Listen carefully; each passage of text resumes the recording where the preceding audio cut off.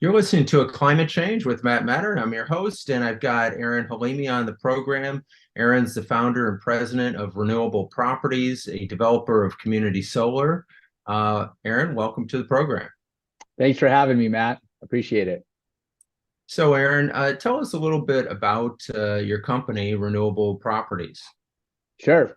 So Renewable Properties specializes in developing and investing into small-scale utility and community solar projects throughout the United States. So we primarily focus on projects where we're selling power to local utility companies on a wholesale basis, or providing projects that allow local residents or businesses to subscribe to the benefits of solar on a local level.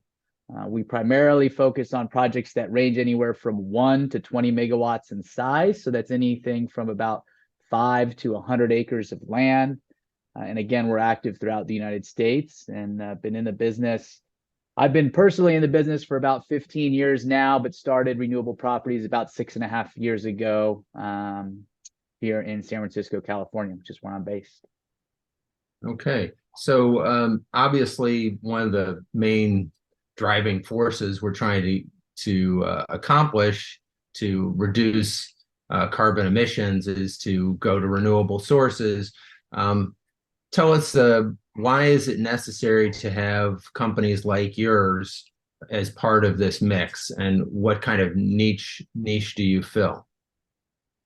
Yeah, absolutely. So, my company and others like mine are in the business of developing renewable energy projects. So we're actually the guys that go out and secure land for renewable energy projects. We go through the process of permitting those projects on a local level, interconnecting with the local utility company, as well as selling power to utilities on a wholesale basis. And so utility companies in the United States typically do not develop and own their generation resources. It's typically owned by third-party companies, commonly known as independent power producers.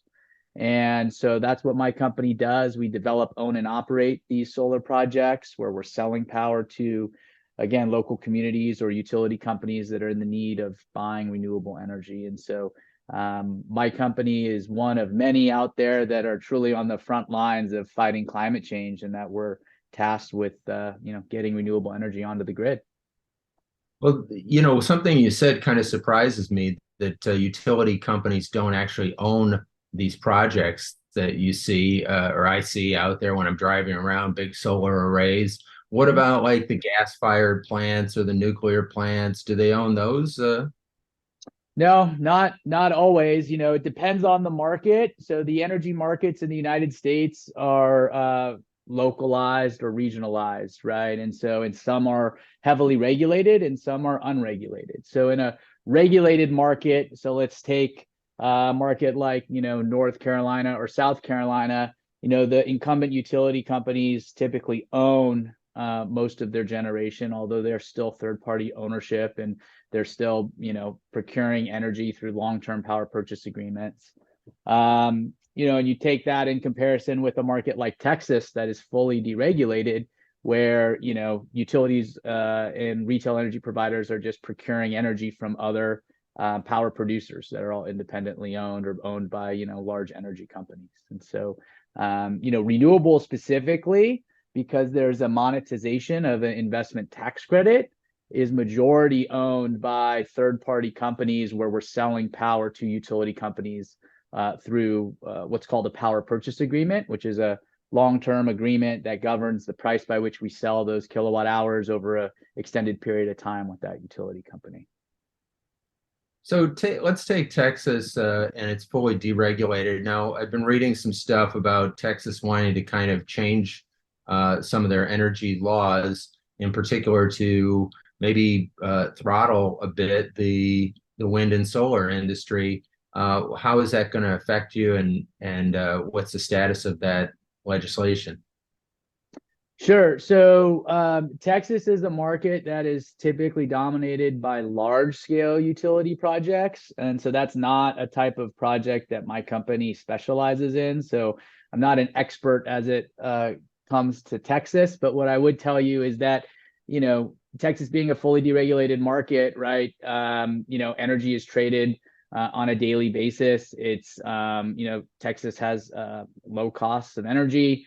And, there's been a lot of renewables coming onto the grid because it's this cheapest form of power out there. And so in terms of what ERCOT is doing to kind of change their interconnection procedures, I'm not in the weeds on it, but, I could speak more to California, which is our home state, a market that we're extremely active in. And again, is kind of what I'd call an in-between market where it's somewhat deregulated, but still regulated. And again, most power plants in California are owned and operated by third parties, not by the incumbent utility companies. Yeah, it's kind of fascinating. Well, do tell us more about the California market. And I've heard some stories that the utility companies are trying to squash, providers and certainly trying to limit the amount of home solar that's being used. Are they also trying to limit commercial solar that's on top of commercial buildings and projects like yours?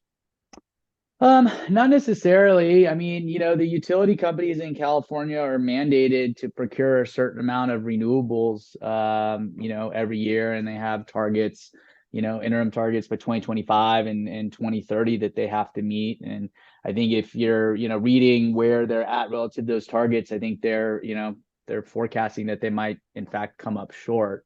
The issues that we're having in California are centered around what's called the interconnection process. And what that process is whenever you're proposing a energy generator to come online with the grid, the utility company has to do a series of studies to ensure that that proposed project can interact with the grid safely and reliably.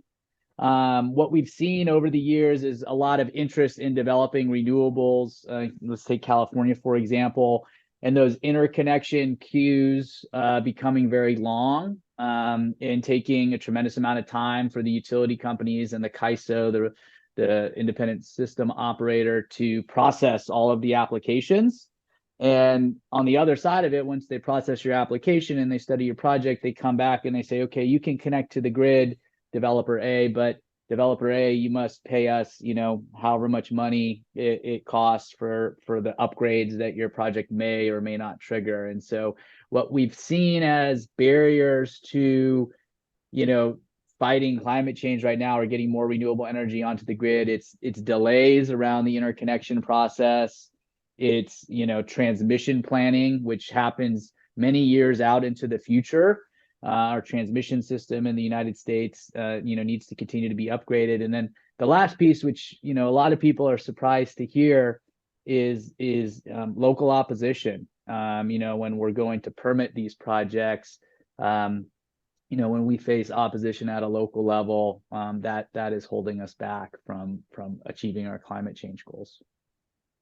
Well, certainly there's a lot of NIMBYism out there, and people like the idea of having solar or things like this, but they don't want to have it anywhere near them. So tell us a little bit about that, and how do you get around that?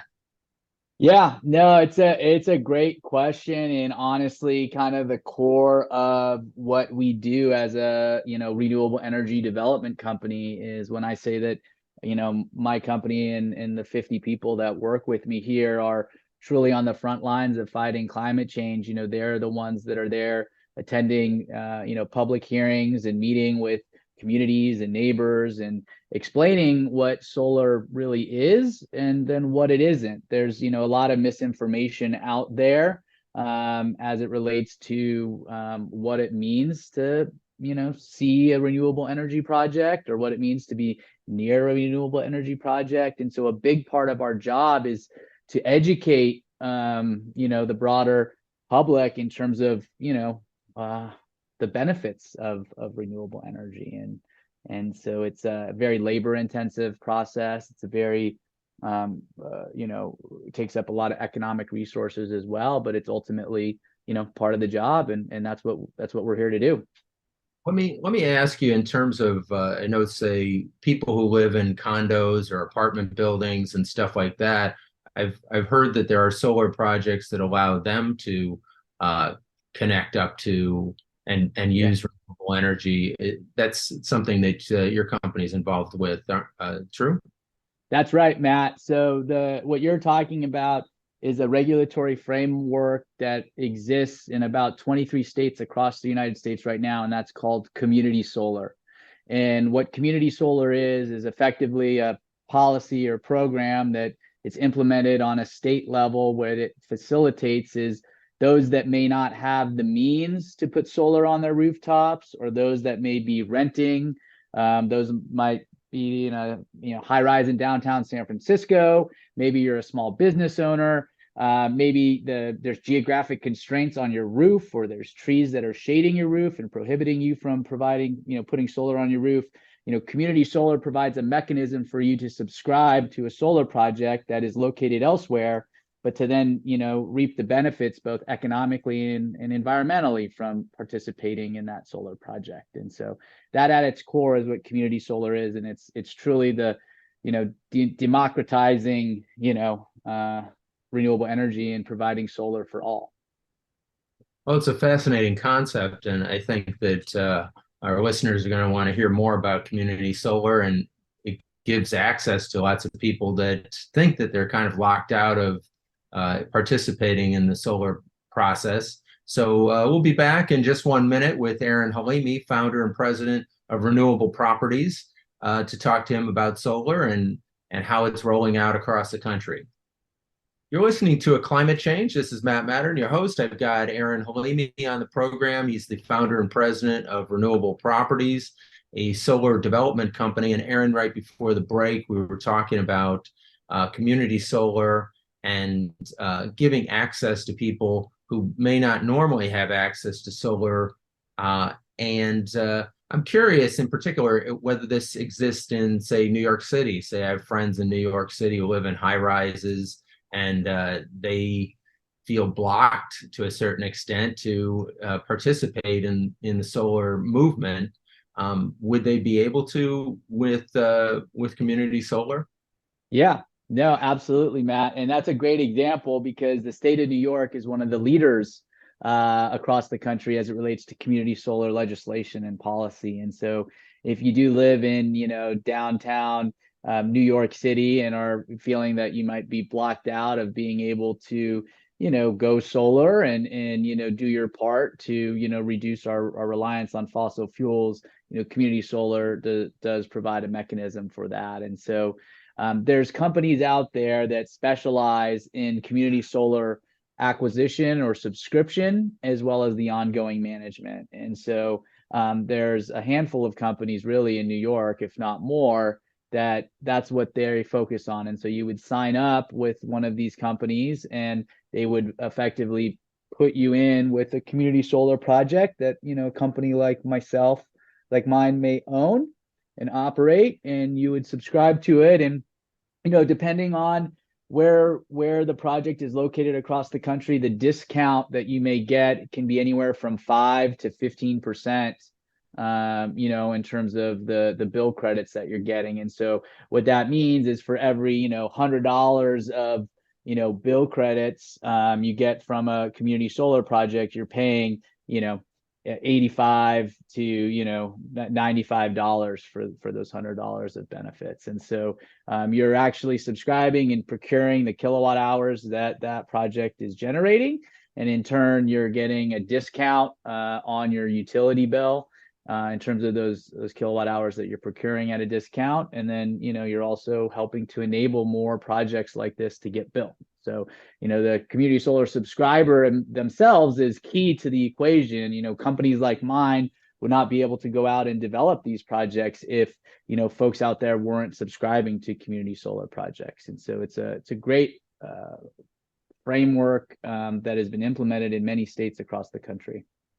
Well, tell us in terms of the project, would it normally be in New York, for example, and so that and be fairly local to the subscriber, or could it be far distant from the city and they're just kind of swapping energy credits? Yep, great question. So I guess, and you'll hear this a lot through our interview, it very much depends on the state-specific market that we're talking about. But New York, for example, it is isolated by utility service area. So, downtown New York is serviced by Con Edison. And so the community solar project needs to be within Con Edison's service territory in order for it to qualify for the program. There's also National Grid, which is a big utility in New York, as well as NYSEG is another big utility company in New York. And so between those three, that covers most of the state. But if you're like up in National Grid territory, and let's say your project is, located, outside of Albany, for example, but maybe it's 60-minute drive from Albany, those residents in Albany could subscribe to that project. And so it's localized on a regional level. And so you're not like taking a project in, Texas and wheeling that energy all the way up to New York. This is all within the state that you're active in, and typically within the utility service territory that you're a customer. Let's back up a little bit and just ask you a little bit more about your company specifically. How much solar energy have you developed thus far? Yeah, it's a great question. So, like I said, I've been in the business for about 15 years, but started Renewable Properties in March of 2017. And since then, we've developed what I should say is executed on a little over 140 megawatts of solar across 34 projects. So those are projects that are either operational or under construction. We have another 50 megawatts of projects going into construction in the next 3 to 6 months, and then a pipeline well in excess of those figures. And so right now, my company executes at a clip of about 15 to 20 projects a year. And again, we're active throughout the United States, but really concentrated in some of the major solar markets. So tell us for a little bit, for the listeners and myself who are not that familiar with what 100, say almost 200 megawatts of power that you have gotten online or get in the process of getting online. How many people will that power up? How many homes? Great question. Again, as I mentioned earlier, it's region specific, right? Because the megawatt is the nameplate capacity, and the what goes into that megawatt is the sun, right? And that generates kilowatt hours, and that's what we're consuming on our individual homes. So a megawatt up in New York, may power not as many homes as a megawatt in California, for example. But if I were to kind of take average numbers, I'd say our 200 megawatts of solar would power about 50,000-60,000 homes per year. Well, that's a lot. So yeah. I guess the question is, are we moving fast enough, and what can be done to move it faster? Was the IRA that passed about a year or so ago and signed by President Biden, has that move the needle at all for you and your company, or just the industry in general? Yeah, that is also a great question. So let me start by saying, hands down, the Inflation Reduction Act, or the IRA, is the single biggest piece of legislation that we've seen for, renewable energy and fighting climate change. It's tremendous. It provides a tremendous amount of runway. And there's a whole laundry list of additional incentives for all forms of renewable energy or energy efficiency, or electric vehicles, really attacking climate change from a variety of angles. That said, I will be first to tell you that it's been a little disappointing in how the implementation of some of those additional incentives has rolled out over the last year, and it has been a little bit slower than some of us maybe were hoping for or had anticipated. But that's starting to change, and we're starting to see more movement and more guidance from the Treasury on how to qualify for some of those additional incentives. And so, the next year, I'm very excited about it. But candidly, the last year, it has moved the needle and has really shifted the industry into high gear, but it hasn't been as maybe is as beneficial as people maybe were hoping for or had thought. Well, it's fascinating that it's the Treasury Department. See, I would have thought it was the Department of Energy or somewhere else that the bureaucracy would be holding it Yeah. up. But I guess it's the money people.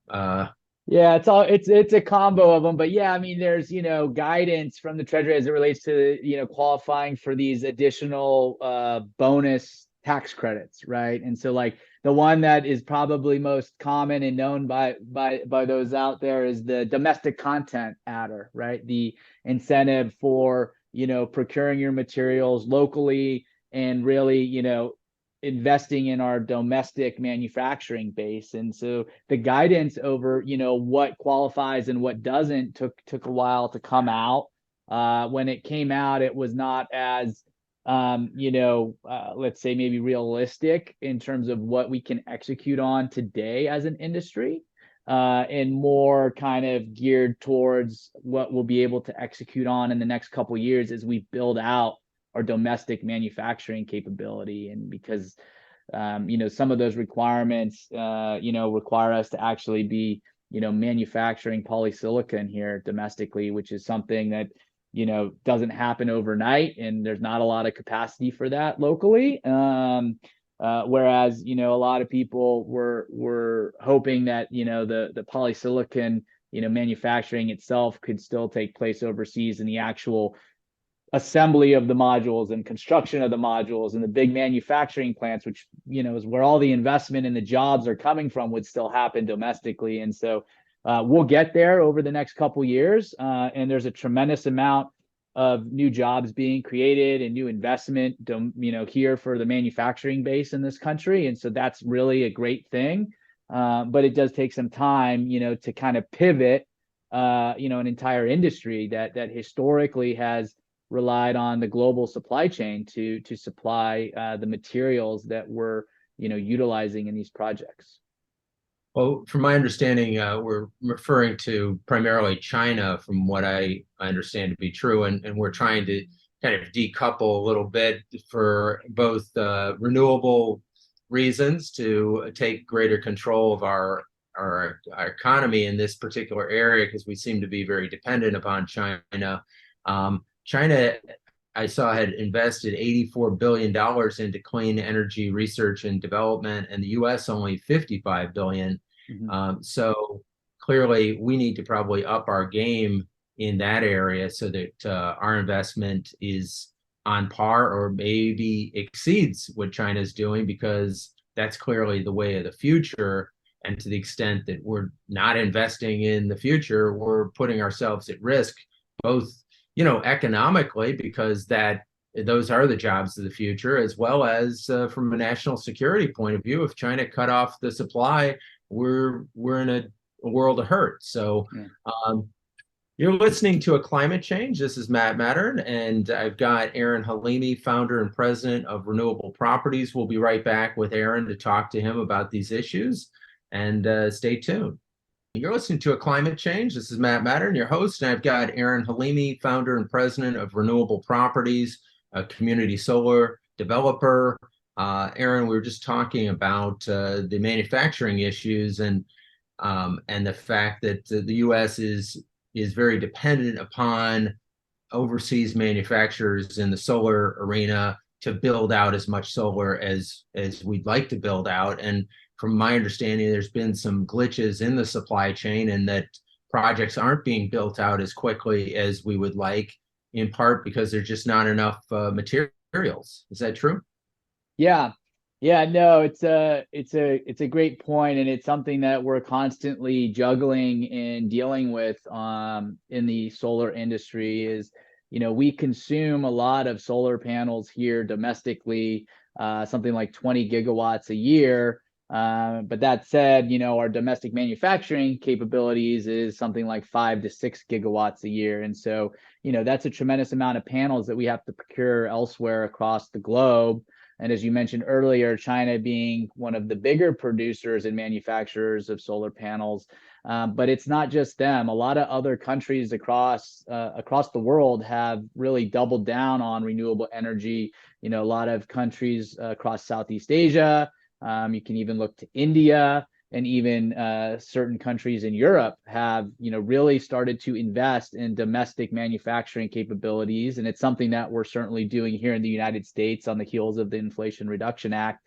But it's also something that takes some time to ultimately implement and ramp up. And it's important that we keep that in mind as we continue to kind of, strive towards hitting our climate change goals and our renewable energy targets, that we maintain, flexibility to be able to procure those materials elsewhere until, we have that domestic supply chain, built up to a level where it can sustain us.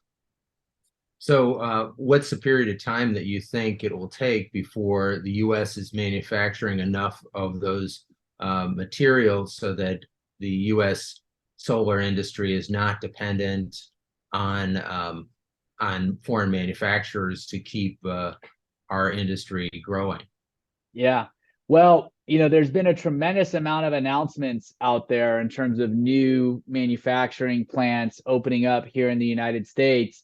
But don't forget, it's no different than my business. Developing and building and getting something online does take time. Depending on where those manufacturing plants are located, the permitting, the environmental work, and even just getting the raw materials to build the plants, does take time. And so, I would love to see us be in a position that in the next 2 to 3 years that we're able to produce and manufacture most of what we're consuming here in the United States, but it might take longer. Admittedly not in the business of manufacturing solar panels. I'm in the business of buying them and consuming them and putting them onto the grid and getting those clean electrons moved around. But yeah, I'm optimistic that we'll be able to figure it out in the next 3 to 5 years, and certainly on the heels of the IRA. I mean, there's not only incentives for procurers of panels, so companies like mine, so call that the demand side of the equation, right, in terms of additional incentives, but then there's also incentives for those on the supply side, in terms of manufacturing tax credits and other incentives to kind of attract people. So when you've got incentives coming on both the demand and the supply side, you would, envision that industry is going to flourish. And so we're seeing those signs now, but we're only seeing it in forms of announcements and not really in terms of new plants opening up quite yet. Right, it does take a while.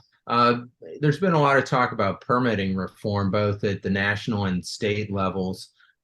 What permitting reforms do you think are probably necessary, or if you think that's necessary, kind of reading between the lines of what you were saying, you think it probably is slowing down a lot of projects that we need to get moving? Yeah, 100%. The permitting process is prohibiting us from reaching our goals. It is slowing us down.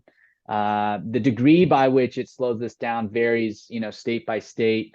Permitting is typically handled at a local level, so not even just at the state level, but the local county or the town or the city that you're operating in. And the different, rules and regulations can be highly nuanced. And so, yeah, it would be a tremendous win for the industry if there could be some sort of streamlined permitting body to enable the proliferation of renewable energy projects.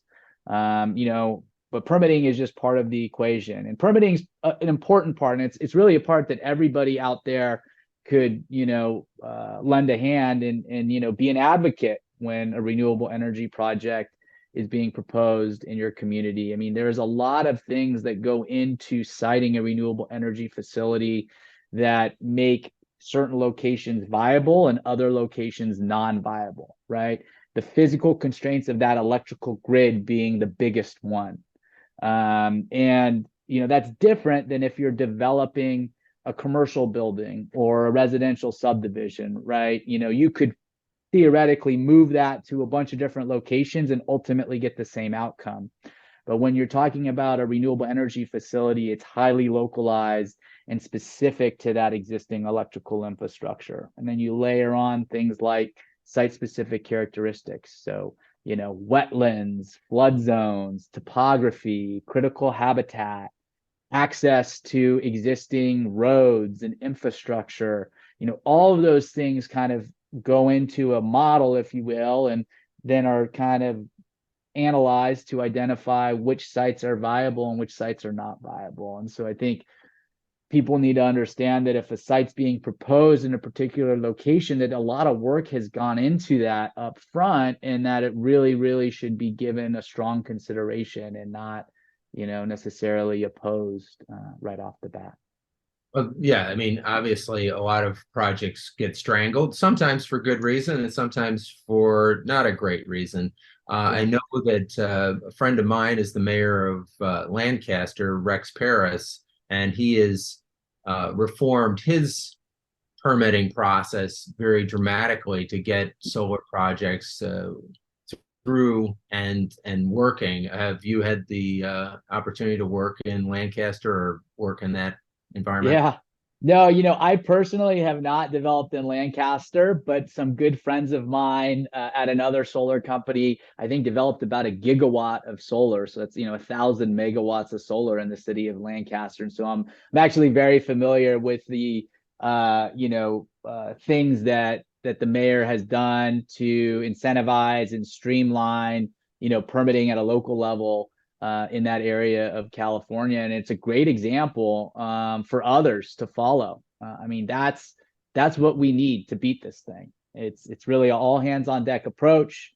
It's an understanding of why renewable energy generated at a local level is good, and it's everybody doing their part, right? I mean, this is one of those things where everybody's can lend a hand, everybody's capable of doing something, and it's a great opportunity. I mean, my favorite thing to say to people is, climate change is a global problem, but it requires local solutions. And so it's my hope that, all of you out there are willing to be part of that local solution.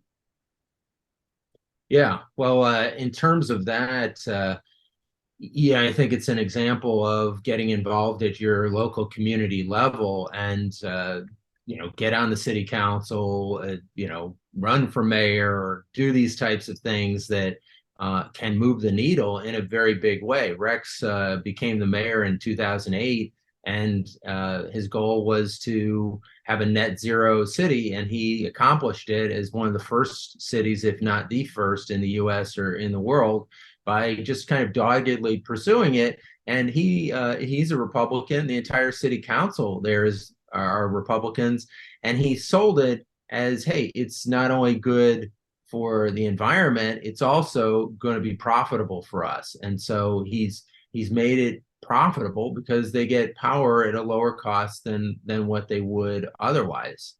Yep. And it's not only profitable for for that community in terms of the energy procurement, but think about all of the landowners out there that had land that maybe they weren't going to do anything else with. Otherwise was unusable land, or land that they couldn't monetize, that, because of these incentives or the streamlined permitting process, attracted solar companies like mine to go in and offer long-term land lease agreements to these landowners, or offer purchase options to these landowners to monetize their land that otherwise maybe wouldn't be monetized, or would be monetized at a much lower rate. And so that's a big part of this story as well, is there's a lot of economic benefits that can come to a community when a renewable energy project is proposed. And one of them is, helping landowners monetize their land, and helping a lot of landowners, keep their farm. I have many stories where we've gone into local communities and partnered with local landowners and farmers that needed the solar project as a means for them to be able to hang on to their farm. And it's been it's one of the more rewarding things that we're able to do and be a part of, is when we're able to help those folks, provide them with a long-term cash flow and income stream, and enable them to hang on to their farm and continue to do what they love to do. Well, that is a great part of what you all are doing, and I guess I would want to talk to you more after the break about I've read a bit about how solar has been developed so that farming can occur underneath the solar panels so that the farming can continue and be getting solar. So to me, that's the wave of the future. We'll be right back in just 1 minute to talk to Aaron Halimi, founder and president of Renewable Properties. You're listening to A Climate Change with Matt Matern. You're listening to A Climate Change. This is Matt Matern, your host, and I've got Aaron Halimi, founder and president of Renewable Properties, a developer of community solar. And right before the break, Aaron, we were talking about using solar in agricultural land and allowing the land still to be used to grow things. I think it's called agrovoltaics. Tell us a little bit more about that, and is that something that your company is doing right now or something you're going to be doing in the future? Yeah, no, absolutely. So that dual use capability of being able to produce renewable energy and still utilize the land for farming purposes is definitely a hot trend in the industry right now. There's varying levels of agricultural activities that could occur on site, and so it does sometimes vary by location. The most common, form that is being used right now is the implementation of pollinator plant meadows and beekeeping on site, as well as small livestock grazing. So think of sheep, for example. That's probably most common utilization of that dual use across the country. But there's even more sophistication happening in certain areas of the country where there's incentives to plant row crops underneath solar facilities. And the reason why there needs to be some incentive for that is the additional construction cost to elevate the solar array to a certain level above ground to facilitate farming equipment and people to farm underneath those facilities. But it's certainly very popular. The state of Massachusetts actually has a program specifically for that dual use. The state of New Jersey is rolling out a pilot program in the coming months for that dual use application. And then outside of that, what's most common, because we're in the business of developing renewable energy at a very affordable and cheap price, is the utilization of small livestock and honeybee keeping and the pollinator plant meadows, which them in themselves provide a lot of benefits to the local biodiversity around you and other people that are farming in the area. Is it possible or in the works that they're using these agrovoltaics in, say, Illinois or in the Midwestern areas, given that they have soybeans and corn and that type of crop? Yeah. I mean, it's certainly something that is happening, but it's not as common, primarily because it's somewhat cost prohibitive to elevate the array. I mean, think about it this way. The array otherwise on a normal solar array would be, 12 to 18 inches off the ground on the low end, to anywhere from 4 to 6 feet high, depending on the technology application, and so in order to farm underneath that, you need additional steel, and you need to elevate that array something like 4 to 6 feet off the ground. And so that additional cost, becomes prohibitive for a lot of these projects to just voluntarily propose the dual use application. That is changing as more and more solar is developed. Some people are starting to do that voluntarily as a means to get more renewable energy onto the grid. And then, like I mentioned, a lot of people are doing a pollinator plant meadow. So like in the Midwest, pollinator plant meadows are very common practice.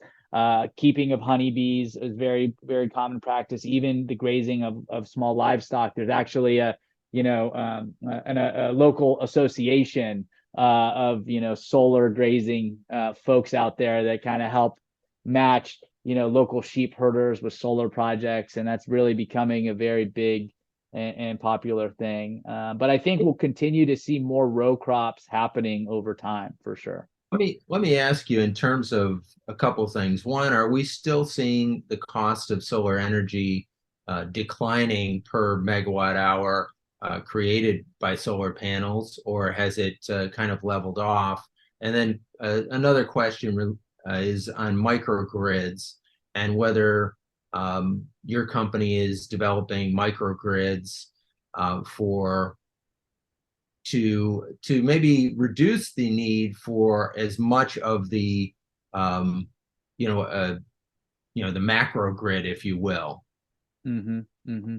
Yeah. So at a very high level in the United States, the cost of renewable energy, solar specifically, has declined year over year for a very long period of time.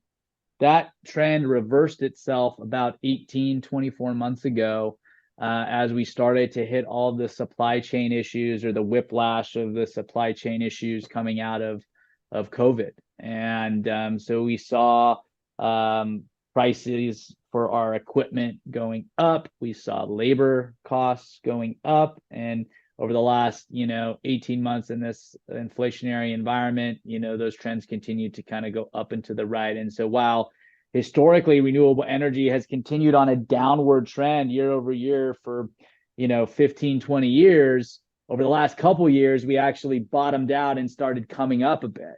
And we're still the cheapest form of new generation out there, but if you're signing a contract today, like if you're a utility company procuring renewable energy today, it's at a higher price than what you were procuring it at a couple years ago. And so that's something that, hopefully, again, on the heels of the IRA, we'll be able to drive that cost down even lower. But, the spread by which I'm talking about is we're still within a very low cost of electricity. Just a common law of economics is there's a tremendous amount of demand for solar, and the production or manufacturing hasn't been able to keep up with a very steep increase in the demand. So ergo, prices go up. So that's right. Hopefully these new manufacturing facilities will come online and drive costs back down. Also classic economics, when prices are going up, more manufacturers are going to jump in to take advantage of those higher prices. Yeah.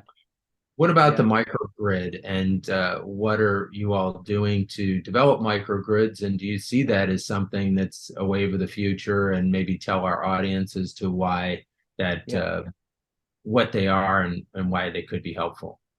Yeah, so microgrids are definitely a newer application out there. I mean, there's something that's been around for quite some time, but there's more and more companies providing them in response to grid disturbances. So if you have some form of critical infrastructure, so if you're a hospital, for example, or maybe a data center, or perhaps you're a cold storage facility where you're storing a lot of food, where interruptions in your electricity usage could be catastrophic to your operation.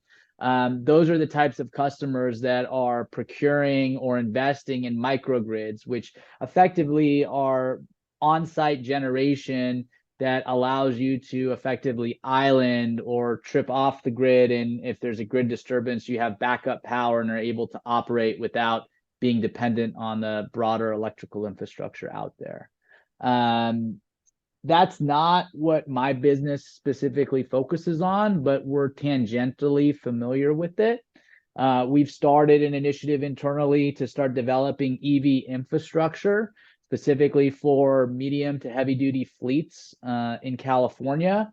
And in looking at that, applications of a microgrid or on-site energy storage and power generation to assist in providing reliability to the uptime of those EV charging infrastructure projects is something that we're evaluating and looking into.